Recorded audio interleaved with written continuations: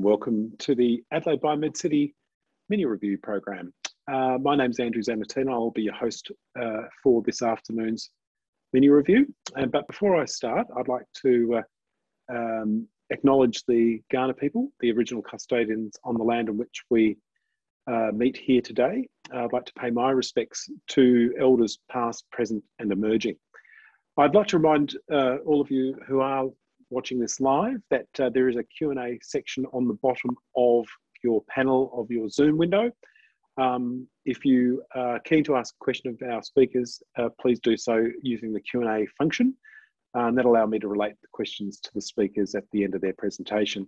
This afternoon, we're joined by two speakers, Professor Nigel Stocks and Professor Greg Crawford, who will focus their attention to the area of community care.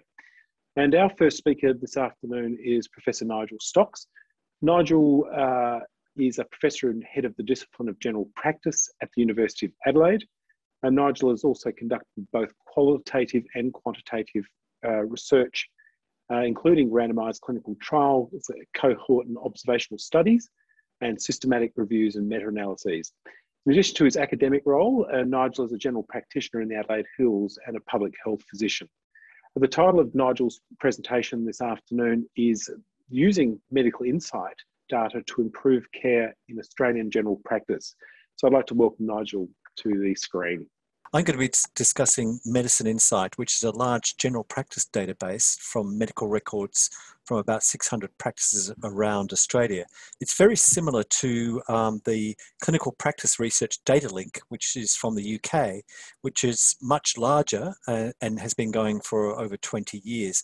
And as I understand, has resulted in over 1,000 publications. I just want to acknowledge my fellow colleagues in the discipline of general practice, particularly David Gonzalez, who really is the stalwart behind a lot of the work that we do with MedicineInsight, but all the people on this slide actually have contributed in some way to the publications that we have made and the ongoing research that we have. We have had some academic GP registrars come in and work with us on this database. The three that are mentioned there are either past or current registrars who spend half a year with us undertaking research. And of course, we have three PhD students who, to a greater or lesser extent, are using MedicineInsight as part of their program of research. And next year, we hope to get another three academic registrars, again working on the database, along with a potential for another PhD student. So you can see that we're actually reasonably active in this area of using general practice data. And I guess what I should describe is what the MedicineInsight database is. It's a de-identified electronic health records from, as I said, over 600 practices around Australia, representing approximately 8% of all general practices and therefore approximately 8 to 10% of all patients in Australia. And that's the real strength of this particular database. Now, you can imagine within general practice, we have a number of records that can be extracted, and this includes some patient demographics, but then things like in particular, the prescribing data, which is actually fairly accurate, immunisation data, pathology results, but also importantly, reason for encounter and diagnosis. And so these allow us to explore a number of different areas of research interest to us and obviously of interest to our colleagues in general practice, but also to policymakers. And that's an important thing. And these are some of the 14, 15 publications that we've had since the end of 2018 across a variety of topics and across a variety of journals, including the British Journal of General Practice, Journal of Hypertension, British Journal of Dermatology. And so you can see that we've been relatively productive with this, and we've been able to collaborate with colleagues both in South Australia, but also interstate. Now, this is a characteristic of utilising this database, and I'd like to encourage others to consider maybe collaborating with us or at least using MedicineInsight to help answer some of the research questions that you may have. I'm going to give now a little bit of a cook's tour of some of the studies that we've done and highlighting some of the main findings and some of the connections that we have between MedicineInsight and our other research programs here in the discipline of general practice. So the first one, which was our first paper, which was looking at arthritis, chronic back pain, and other musculoskeletal conditions. And we undertook this research really as our first paper because we wanted to actually try to validate the results from the database against previously published research. Now, the citations for this paper is up to about 20, which is sort of okay, but not bad for a paper that is only a bit over a couple of years old. And we continue to get cited. But what we found, perhaps not too exciting, is that MSK conditions and consultations for chronic pain increase with age. That's fairly predictable, but it had actually been shown in terms of the data from Australia. And really, males and females had different profiles over the age range. And of course, this is, when you look at the figure on the right, what you're finding is that clearly it's a major issue as you get into your 60s and 70s and remain so. And there's actually a reasonable burden in terms of consultations as well. The next slide will show that we had some interesting results that basically showed that consultations for chronic pain, which obviously potentially results in prescribing of opioids amongst other medications, is actually very common, and it particularly affects those with coexisting ischemic heart disease, heart failure, COPD, and anxiety. And interesting enough, this has been confirmed in other studies from around the world. So this showed that our database was actually could be validated against other measures of these conditions from other databases and other studies from around the world. The next topic that we looked at was influenza-like illness and antimicrobial prescribing. Now, we undertook this because general practice has been undertaking national influenza surveillance through general practice and a group called Aspirin since 2006. And so we have been providing vaccine effectiveness estimates for the Australian government and the World Health Organization for the past 7 or 8 years, based on our information about pathology testing of viral respiratory swabs and also the immunization status of patients. Now, this particular study wasn't utilizing that data, but we were looking at what was happening with patients with influenza-like illness in general practice. And reassuringly, what we demonstrated was that there had been a decline in antibiotic use in the time frame that we were looking at, and an increase in the use of antivirals. Now, you could applaud that, and you should, particularly around antibiotic prescribing, but what we also found was that antiviral prescribing was not actually targeted at those people most at risk. And certainly the general advice is that it should perhaps be reserved for people who go into hospital where the maximum benefit is obtained. Now, this also has implications in terms of resistance, because viruses can achieve resistance against antivirals as they can against antibiotics, or bacteria against antibiotics. And so this is an important message that we have to be a bit more targeted in general practice. There was some other interesting findings that if you happen to be visiting a practice in a higher socioeconomic area, you are more likely to receive antiviral medication. Is that patient demand, or is it GP's expectations of what patients want? The next slide, this slide actually illustrates just for 2017, the sort of epi curves that can be generated using MedicineInsight data. Now, interesting enough, these curves, and we did a separate paper comparing aspirin data versus MedicineInsight data, obviously retrospectively, which showed that the data from MedicineInsight pretty much mimicked what our surveillance data that we obtained from our aspirin practices. This shows that 2017 was a a bad year for influenza and influenza-like illness. However, you have to put that in the context that at the moment, there is very, very little influenza about.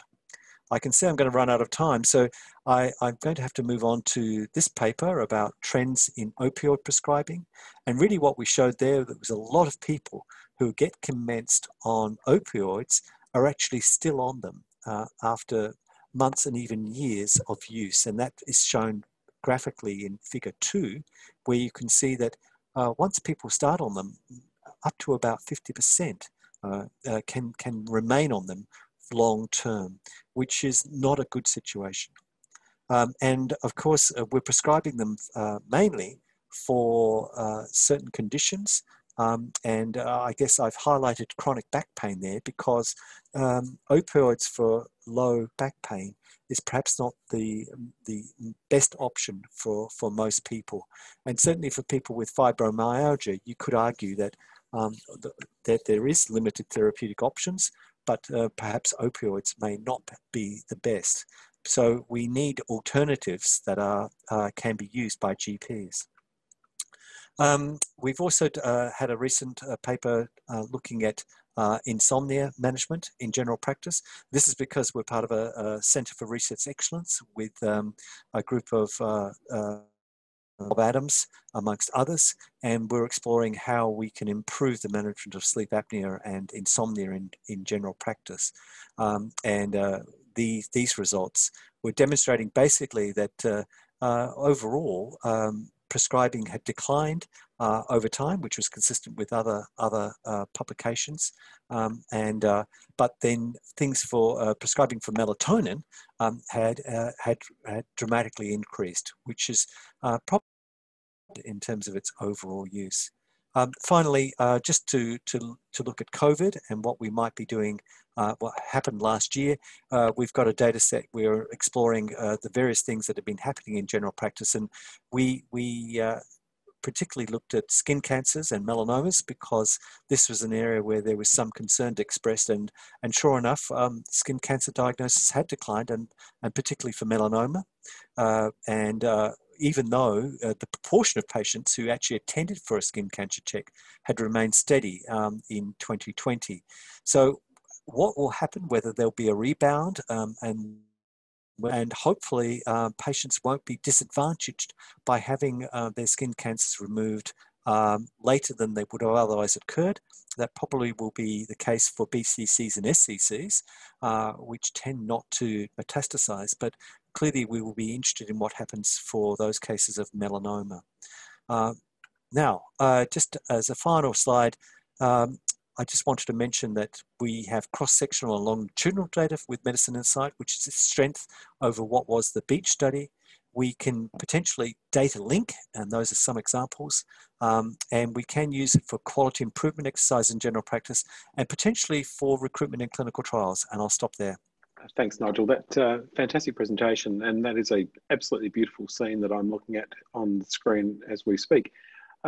Nigel, we're a little bit short for time, but I'm just looking to see if we've got any questions come up on the screen, and we haven't. That allows me to ask a question that I've been wanting to desperately ask you, and that is around the idea of how one can access sorry, I should say that again. How can one access the Medical Insights database? Give you an understanding of how we go about doing that. You can come to and email me as a first point of contact. We're wanting to collaborate with other people. But you can also make an application through MedicineInsight directly, and you can go to the website. There is a fee involved with any application, and any application is assessed by a team of a data governance committee.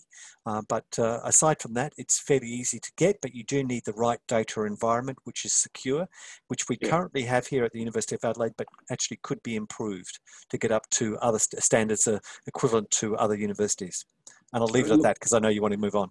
Look, no, thank you so much, Nigel, for a great presentation. And I would encourage people to contact Nigel if they do indeed wish to access the Medical Insights database. It's clearly a very powerful tool. And so look, thank you again.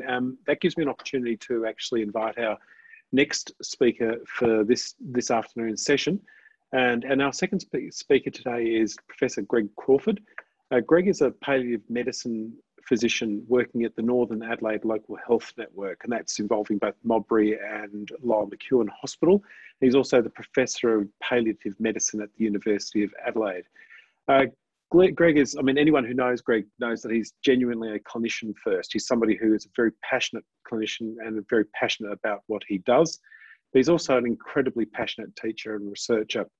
And his research interests include psychological issues for patients, families and staff, end-stage non-malignant disease, prognostication, how to develop complex public policy for vulnerable populations, and more recently, the benefits of cannabis, particularly in the context of cancer treatment-associated mucositis. So I would really love to welcome Greg now to the screen for his presentation, which is simply entitled Northern Adelaide Local Health Network and University of Adelaide Palliative Care Research. So welcome, Greg. Thank you very much, Andrew. And I'd like to acknowledge the lands that we meet as well. And as you can hear from the introduction, I've got quite an eclectic interest in all sorts of things. So my screen should be showing my slides. So what I thought I'd talk about is an overview of sort of most of the projects that I'm involved in. I thought I'd give you a little bit of talk about current palliative care service provision and how it's structured, and by that give insight into where there are opportunities for understanding more about what we do, and some of the other projects that are non-funded perhaps, and some of the other activities that are happening in the north of Adelaide. And, you know, palliative care, well, we all believe in living, but understand that one day there will be a day to die, but we all hope it won't be today, perhaps. So there's a lot of rhetoric around palliative care, and is it everyone's business? And is palliative care the same as end-of-life care? And they are not. We look after people for a prolonged period of time. And then, being a relatively new discipline, there's still a whole lot of tension as we grow up about what is generalist, what is specialist, and where is the divide, and what is general practice, but what should a medical oncologist, a cardiologist, what sort of skills should they have in caring for their people, their patients who are facing an end of life? We've got a definition, and I would hope that most of you have seen this definition in some part of your clinical training. But we talk about quality of life. We talk about a unit of care that is not only a patient, but their family, and whatever that means. And we talk about a holistic view where we're thinking about the physical, the psychosocial, and the spiritual aspects of care. I like to suggest when I meet new patients that we're the team who want to help them live every day there is, but we acknowledge that there is an end of life. Our care extends past death into bereavement. We work in teams, and I would think that every health clinician believes they work in some sort of a team, but with the sort of work we do, that is really vital. And the thing that's almost crippled us is that there's been a lot of talk about that we should be involved earlier in the course of illness. And there are some studies that show, in fact, that not only do we improve quality of life and the quality of living or the quality of dying, but in some cases, we actually extend the actual length of living as well, which is extraordinary. And I suppose one of the basic tenets of our care is to anticipate, so there's not much running around at the end, and that we've actually got all our ducks lined up and we have all the sort of things that we might need and anticipate.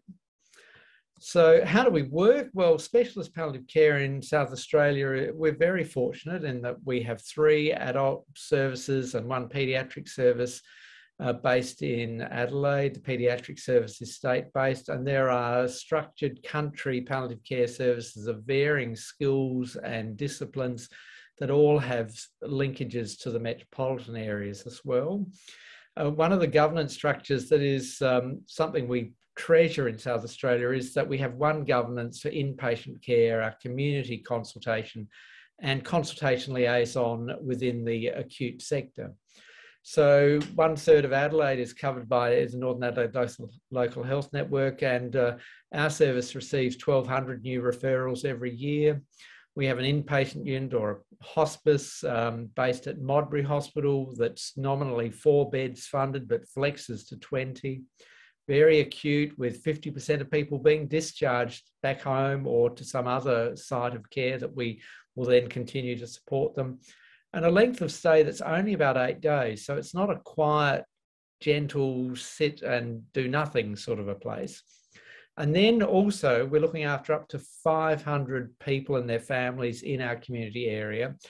And referral to us will achieve at least a 30% home death rate if that's what somebody wants.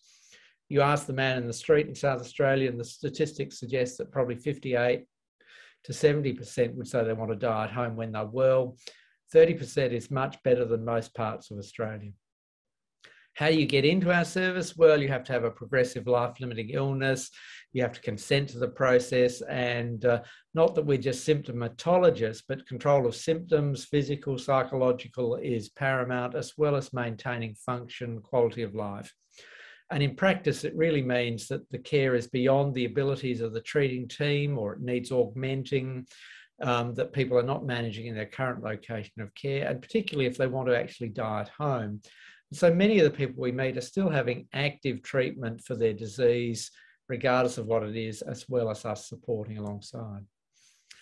Our palliative care unit at Modbury is currently on the 4th floor, and those of you who remember Don Dunstan in the 1970s, he opened it, but they are building us a beautiful new shiny 20-bed ground floor facility where everybody has their own shower and toilet, which is not currently the case. We support all the palliative care needs within the Lyell McEwen Hospital, and it's a very busy place. It has a large, busy emergency department with perhaps many fewer beds behind that emergency department. We have the lowest car ownership in South Australia, the highest cigarette smoking rates in the Playford Council, the highest prescription opioid rates in mainland Australia. And some of the markers of poverty of the population are only surpassed in some areas by the APY land. So a really needy population. So some of the projects that I've currently got, I'll talk about an NHMRC grant, a partnership grant that's coming to its end. I've been very lucky and fortunate with a couple of MRFF grants, and jumped on the tails, if you like, of rock stars, and have been fortunate with that. And then some studies that we've developed within our own clinical area as well. So this NHMRC partnership grant, and I'd like to acknowledge my fellow researchers, has been looking at how advanced care directives and advanced care planning, anticipating, talking about and writing down what you might want if an end was coming, how that works for non-white middle class people. So for people who are on the hard to reach, dare I say vulnerable, is perhaps not the right word, but it's what we put in our grant when we set it up, to see how the legislation is structured. How does it work for culturally and linguistically diverse groups? How does it work for specific disease groups like people with COPD, dementia, and even cancer? And how does it work for the unwell, for those who are actually admitted to acute hospitals? And so we've done a policy review, we've done qualitative focus groups of lawyers, clinicians, and then a whole of hospital audit about what actually the patients understood about these issues, what was documented in their case notes, and whether they actually had any of these documents. And then it will complete with some community engagement. COVID's made a little bit of a problem with some of those things, but we've already discovered a whole lot of things. That the operationalisation of these laws that are groundbreaking in South Australia are quite clunky and difficult, that they are very bureaucratic, that they are very literate and middle class, that we have some great ideas with 7-step pathways that mirror the legislation, but they're not universally applied. And that within some populations that there are taboos about raising even this topic of dying, let alone talking about what you might want. and that these are different between large groups like the Italians, who are well settled and many generations, of Vietnamese, and then Bhutanese and other groups.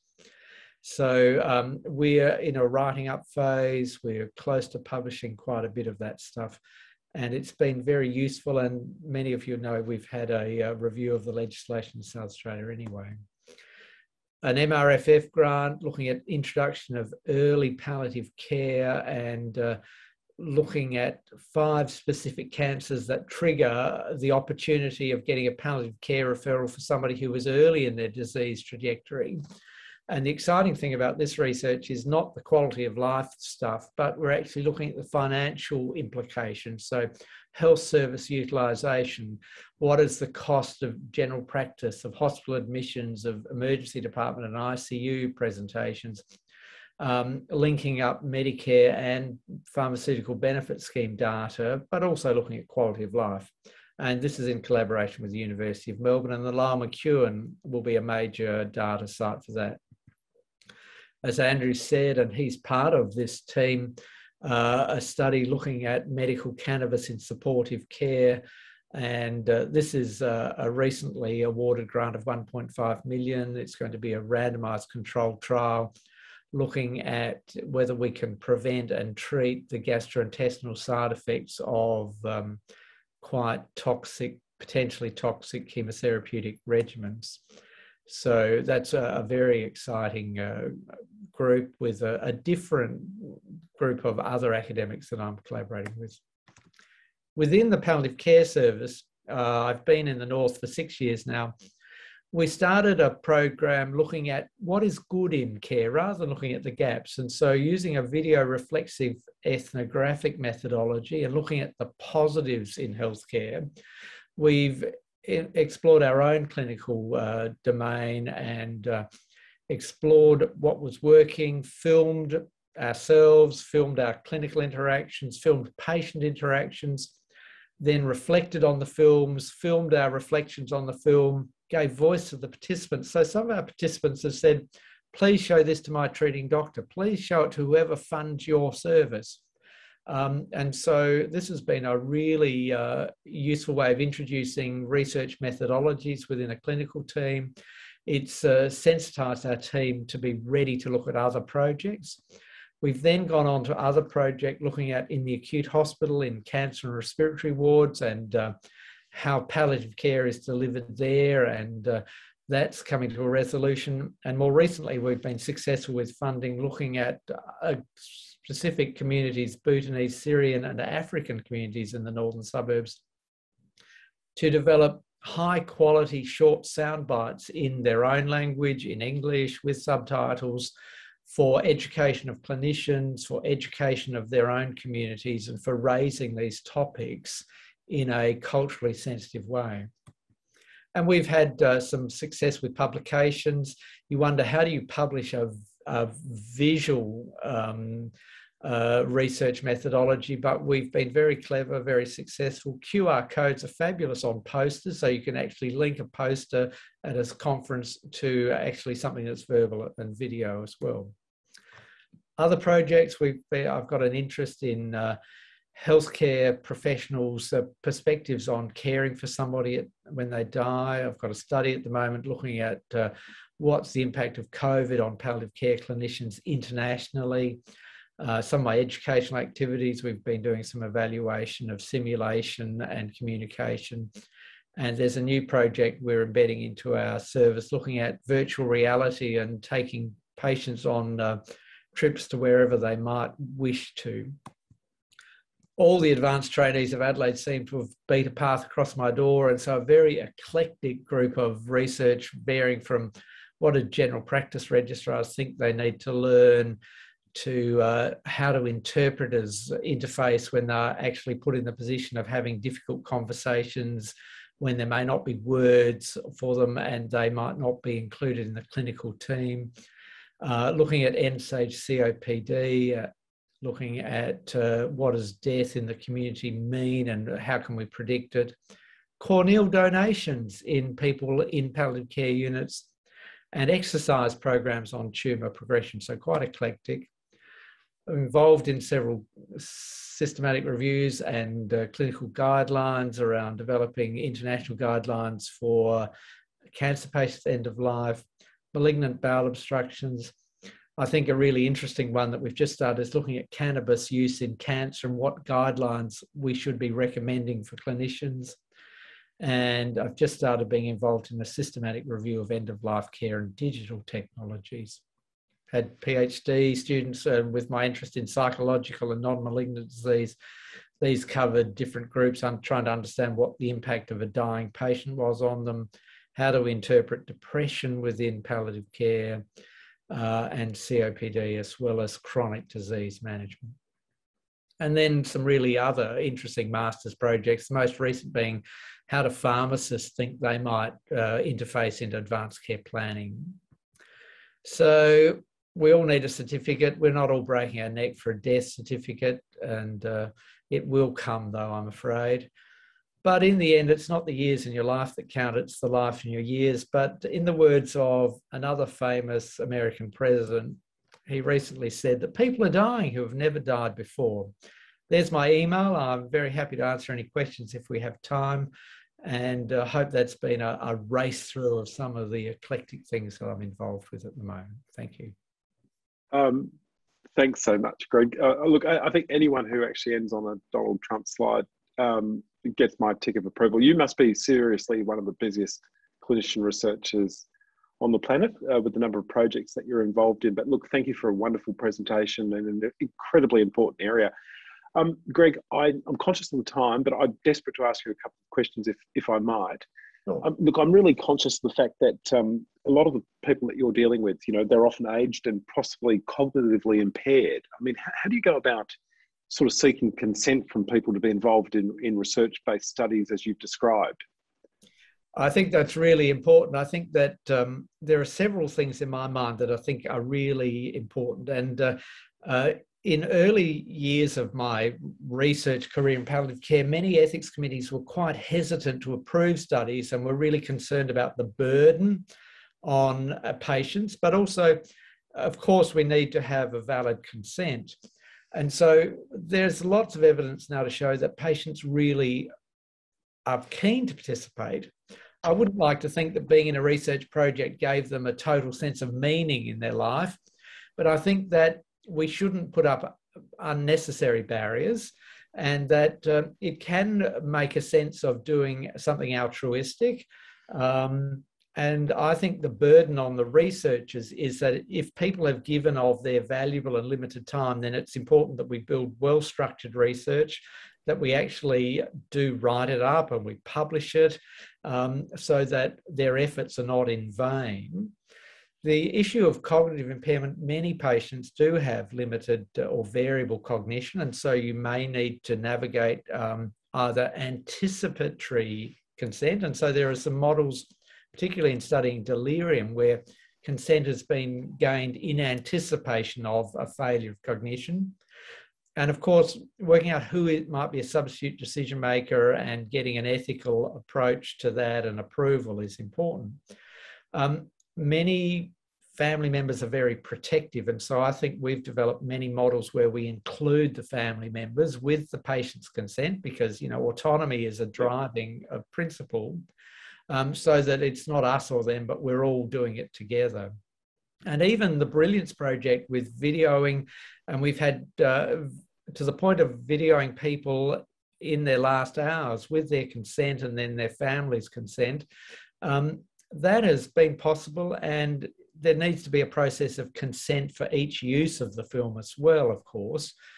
So some of those things might be finite, but I'm really pleased to say that ethics committees have understood the need for us to research this. We don't want to practice witchcraft at the end of life. No, indeed, indeed. There are many things that we have limited evidence for, and it's very hard to work out how do you answer this question in a meaningful way. Yeah, look, Greg, thank you. You've actually answered my follow-up question in your response to my first question, so thank you for doing that. Look, alas, we're out of time. I could talk about this for ages, but this is a really fascinating area, and I think it's something that we all need to face either through our own experience or those around us who we love. But look, thank you so much for a fantastic presentation. I'd like to, again, thank both our speakers for this session today, Nigel Stocks and Greg Crawford. So thank you for your time. I've got a fantastic comment here saying, Oliver, Frank, panelists and attendees, thanks Nigel, Greg and Andrew. And that's a lovely little endorsement. So thank you for that kind message. Please join us next week at the same bat time and same bat channel, where you'll learn lots more about what's going on in the Adelaide research scene. So thank you for joining us, and bye for now.